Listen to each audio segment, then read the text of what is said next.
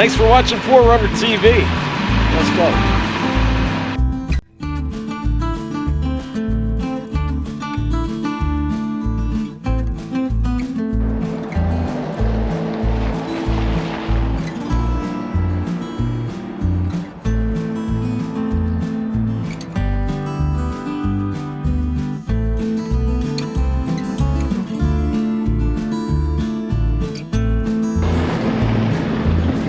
Wonderful looking out here, isn't it?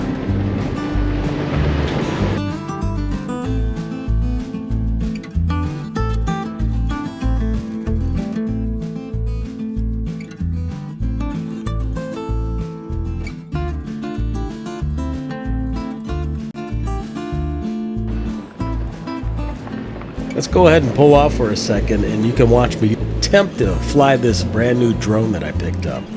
And no, I've never flown one before, so let's see how this goes.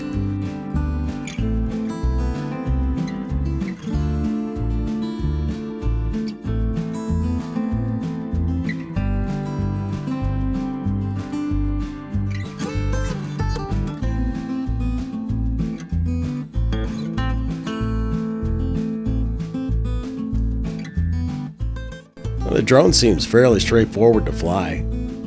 Stabilizes itself apparently.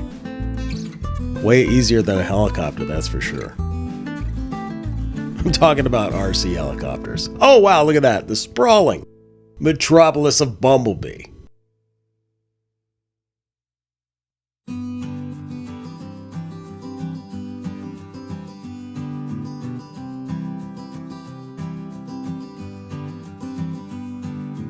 Tucked in those mountains, we'll find the town of Crown King. We're not going to hit Crown King today in this trip, but perhaps in a future episode. I don't know. Just never know around here. Well, I guess it's time to try to bring this massive eagle in for a landing. This is a pretty easy thing to operate. I recommend it if you're interested in checking out drones. Easy to do, for sure.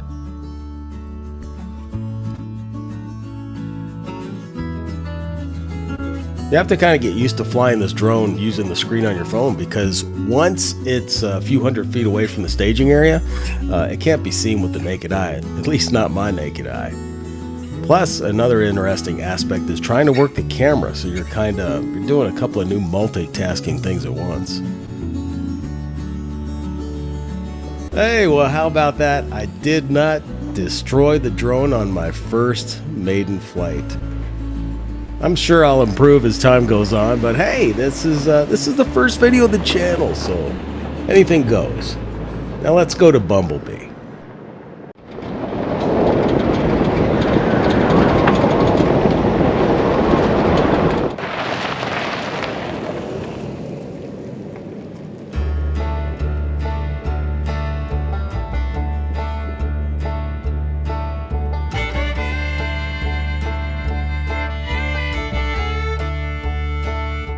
And here's your Wikipedia information for this ride.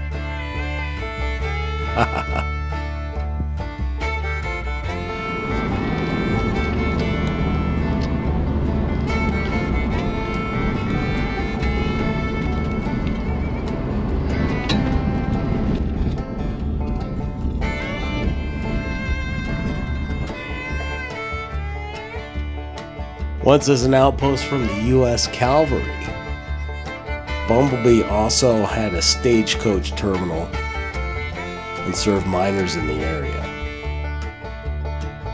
1879, I believe that's when they got their first post office.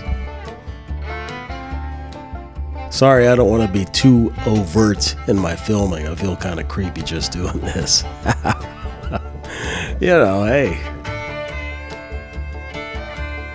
And with that, house, I would like to say thank you for visiting Bumble Bee. We hope you enjoyed your stay.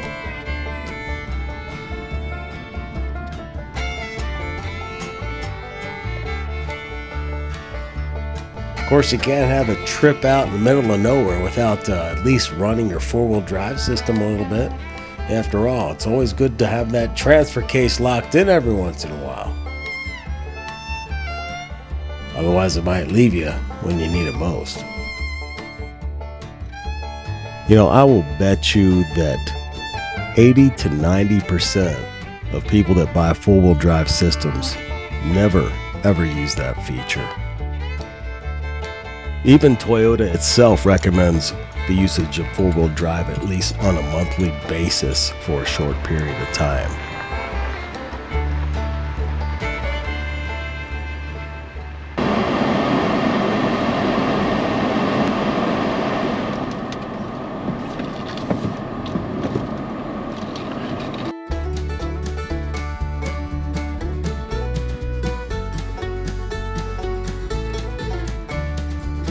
Well, let's try a little bit of rapid transit here, guys. We're just a little bit past the town of Bumble Bee, and we're going to start heading on back and wrap this video up. Toyota has been wonderful, no problems, and we'll see how much fuel we used on this adventure when we return back to the filling station.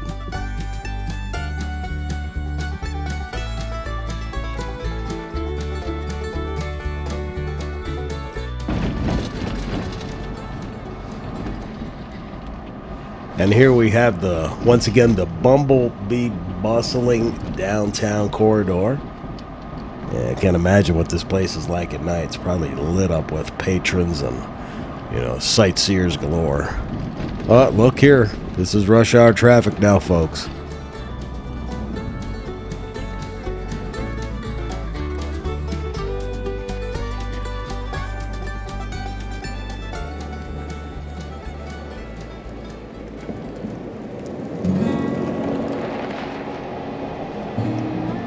Well, folks, thanks for hanging in there if you're still listening or watching this.